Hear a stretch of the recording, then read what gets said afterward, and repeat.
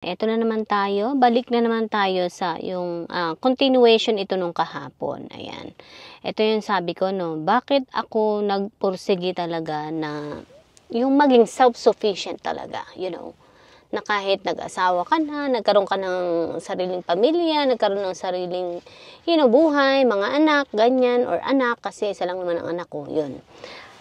Talagang inaral kong maging self-sufficient. Inaral kong maging marunong sa buhay, maging independent, yung nakita ko yung kahalagahan, dahil nga lumaki ako noon, na nakita ko in general sa mga tao sa paligid ko, at kung sino-sino pa na nakita ko, mga housewife na nanatiling nasa bahay lamang. Oo, hindi naman talaga biro ang maging housewife, pero kailangan mo talaga mag-sacrifice. Yes, ang pagiging housewife ay isa pa ring sakripisyo. Yes, isasakripisyo mo yung pagkakataon mo na makapagtrabaho, kumita ng sarili mong pera. So, you have to be, yung multitasking talaga, yun.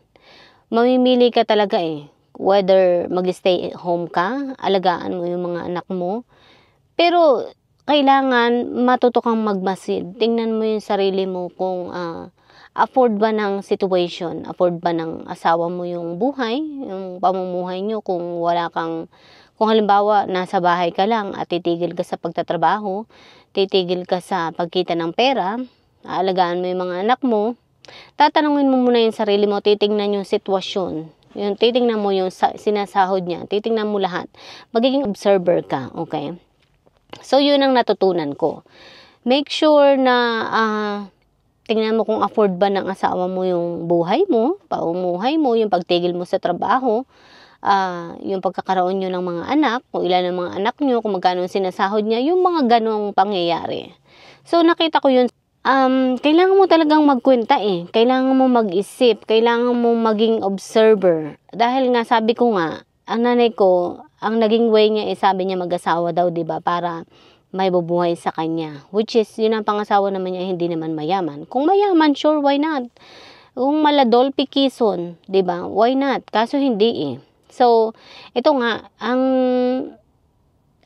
tawag dito, ang stepdad ko, ay meron ding mga anak, dalang mga anak.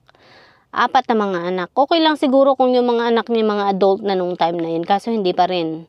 So, 4 yung iba minor, yung iba is, merong ilan na adult na.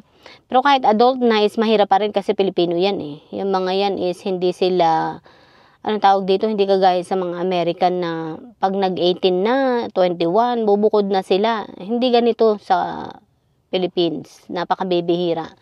So, yun, ang nangyari is, merong may adult na rin, ilan yung mga adult. So, may mga asawa at may mga anak na is, sama-sama pa rin kami sa isang bahay. So, ang nangyari is parang yung nanay ko nagdala lang ng kaguluhan sa buhay namin. Parang ganun. So, ito kinukwento ko lang, okay, to relieve my, tawag dito, yung mga sama ng loob ko sa buhay, ganyan. Para naman maghilom ako sa mga nangyari, okay. Unti-unting hinihilom ko yung sarili ko. Anyway, ito na nga. 4 ang mga anak niya, ng stepdad ko. Tapos, ang nanay ko is meron ding 4 na anak. So, total of 8 na agad kami. 8 plus them, 10 na agad kami. Plus, yung mga anak ng stepdad ko, yung iba, is may mga asawa na nga. Tapos, may mga pamilya na din. May mga anak na. Nung time na yun is, sama-sama pa rin kami sa isang bahay. Kaya, nung bata pa ako, sabi ko sa sarili ko, dahil nga bata pa ako, bawal akong mga tuwiran kasi nga bata ka pa Hindi ka pwedeng sumagot-sagot sa magulang mo kasi masama daw ang masama daw ang sumagot, masama daw ang mga tuwiran. Yun. Which is, sa totoo lang, hindi masama ang mga tuwiran, lalo na kung alam mong tama ka. So, wala akong karapatan na manghimasok sa desisyon ng nanay ko dahil nga, bata pa lang ako noon. Ako'y nasa elementary pa lang. Well, wala pang elementary noon, time na yun. Bastang natandaan ko na lang is grade 1 ako, kasama ko na sila, yung bagong pamilya ng nanay ko. Yun. And then, yun na nga, ang nanay ko is hindi pa nasiyahan, hindi pa nakontento sa mga paghihirap na nangyayari sa buhay niya. Gumawa na naman siya ng mga anak, nagkaroon sila ng 5 mga anak. So, kaya sinasabi ko na life is a choice. Nabubuhay tayo dahil sa mga desisyon na pinili natin sa buhay. So, yun nga, pinili ng nanay ko sa buhay. Nag-anak siya ng 5 mga anak dahil daw nga ayaw ng stepdad ko na gumamit siya ng protection or ng contraceptive. Kasi daw, masama daw yun sa katawan, sabing ganun. Yes, I admit, yung iba merong mga side effect, pero napakadami ng options para hindi ka magbuntis, hindi lang pills. Kung hindi magkaigi ang pills, may mga ibang options na pwedeng subukan. And pwede naman na i-encourage na yung asawa niya na magpa-vasectomy kasi sobrang dami na ng mga anak nila. But hindi nangyari. Hindi naging matatag ang nanay ko pagdating sa ganun. So maraming mga desisyon ng nanay ko sa buhay na hindi niya pinangatawanan at hindi niya pinanindigan at hindi siya naging matatag. Yun. And yun nga, sabi ko sa sarili ko, hindi ko gagawin yung ginawa ng nanay ko. Ayokong gawin yung mga wrong decisions niya in life, you know. Hindi ko gagayahin na, alam mo yun, sabi ko sa sarili ko, magtatrabaho ako at magsisikap ako at magkakaroon ako ng sarili kong pera. Or pwede rin na tumulong ako sa asawa para hindi mahirapan ang asawa, ganyan. And hindi ako magpaparami ng maraming anak kung sa kabila ng kahirapan ng buhay ay hindi ko nga mapakain yung sarili ko, mag-aanak pa ako. So, pati anak ko ay magugutom din pag ganun. So, ayoko ng ganun. Inisip ko, naging observer talaga ako nung bata pa ako. Madalas akong tumitingin sa kanila, pinagmamasdan ko sila, tinitingnan ko ano yung mga ginagawa nila, kung bakit nagkakamali sila sa buhay, kung bakit hindi sila nagkakaigi sa mga buhay nila. And nakikita ko yung maling mga ginagawa nila. And nakikita ko rin yung solusyon. Yun. Anyways, growing up, yan na, lumalaki na ako. Naging, parang, grade 4, grade 5, ganyan. Yan, nagkakaroon na ako ng kaisipan na talagang nakikita ko ang maraming mga maling desisyon ng nanay ko sa buhay. Parang natalo siya ng buhay, you know. Sa ginagawa niya, parang siya pa yung nagkaroon may ganang ma-stress sa buhay. Yes, nakaka-stress talaga ang ganong buhay, girl. Pinili mo yan eh. Pinili mo na magkaroon ng magulong buhay. Pinili mo na magkaroon ng malaking pamilya. Pinili mo magkaroon ng super, yung parang nag-multiply ka ng maraming problema sa buhay. You know, minultiply niya talaga dahil sabi ko nga, 4 lang kami noon ng mga anak niya, nag-times 2 pa. So kaya, more than times 2 pa nga kasi 9 nga eh, 'di ba? Yun. Sabi ko, bakit ganun? 'Di ba? Sabi ko noon sa sarili ko, 'di ba kapag mahirap ang buhay, anong gagawin mo para hindi ka mahirapan? Una, maliliit pa yung mga anak mo sa una. Sana, kung ako, in her position, sabi ko, sarili ko noon, pag tinatanong ko yung sarili ko, sabi ko, kung anong gagawin ko sa sarili ko, hindi na ako mag-aasawa kasi 4 na yung mga anak ko eh. Kung mag-asawa man ako, hindi na rin ako mag-aanak kasi 4 na nga yung mga anak ko, mag-aanak pa ba ako?